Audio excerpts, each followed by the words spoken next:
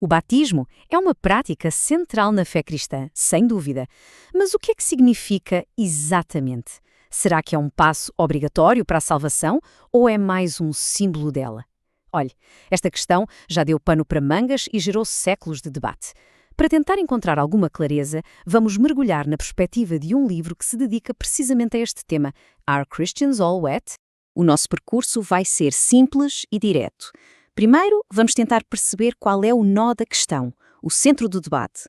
Depois, vamos descobrir que ferramentas linguísticas é que o livro sugere para decifrar o significado original. A seguir, claro, vamos aplicar essas ferramentas a passagens bíblicas-chave e, por fim, vamos explorar uma analogia super interessante que o livro apresenta, a da aliança de casamento. E pronto, vamos diretos ao primeiro ponto, o grande debate. No fundo, o que está em causa é uma tensão que o livro quer muito resolver, uma aparente contradição que parece existir dentro das próprias escrituras sobre o papel do batismo. E esta comparação aqui no ecrã mostra perfeitamente essa tensão. Vejam só, de um lado temos passagens como a de Marcos, que parecem ligar, preto no branco, a fé e o batismo à salvação.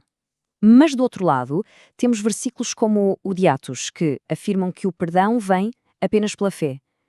Parece que apontam em direções opostas, e é esta confusão que tem alimentado o debate há tanto tempo. Então, como é que se desata este nó? Bem, os autores do livro propõem uma abordagem um pouco diferente. Em vez de saltarmos logo para conclusões teológicas, eles sugerem que voltemos à base de tudo, a linguagem. A proposta é usar um conjunto de ferramentas da semântica para perceber o que é que os autores bíblicos queriam mesmo dizer. E a principal ferramenta neste kit é a semântica. A ideia é, na verdade, muito simples, mas super poderosa. Para entender textos tão antigos, não basta ler o que as palavras dizem literalmente. É preciso tentar perceber o que é que elas significavam no seu contexto original. A semântica, como está aqui definido, funciona quase como uma chave mestra para descodificar a verdadeira intenção do autor.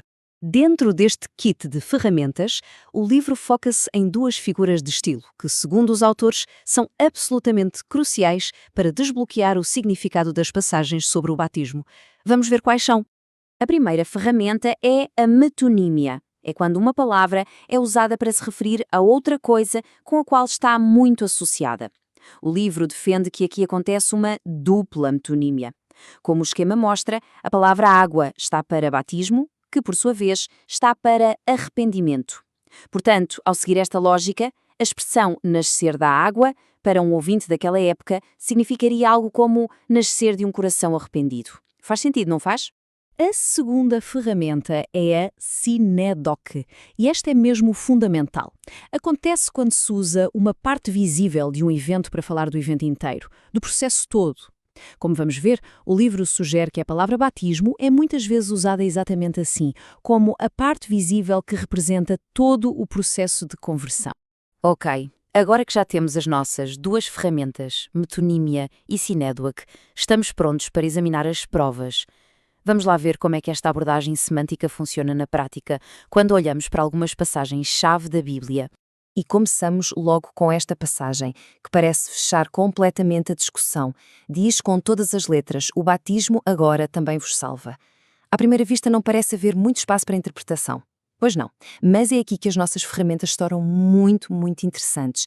É exatamente aqui que a sinédoque entra em jogo. O livro argumenta que a palavra batismo, nesta passagem, é a tal parte visível usada para se referir ao todo, ou seja, a todo o processo de conversão.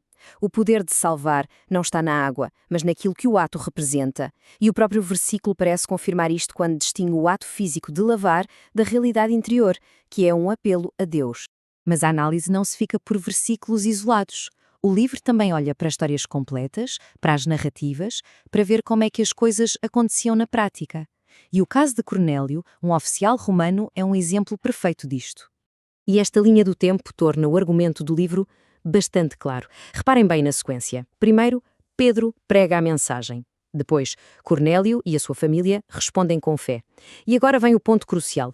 Eles recebem o Espírito Santo, que é visto como o selo da salvação, antes de qualquer contacto com a água do batismo. O batismo vem só no fim, como uma expressão pública de uma salvação que, na verdade, já tinha acontecido. Muito bem! Já vimos o problema, as ferramentas e as evidências. Então, como é que o livro junta todas estas peças?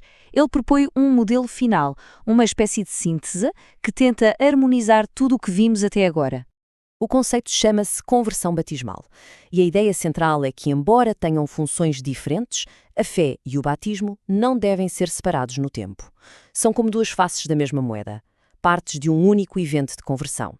E para tornar esta ideia bem fácil de entender, o livro usa uma analogia poderosa que a maioria das pessoas conhece: a aliança de casamento.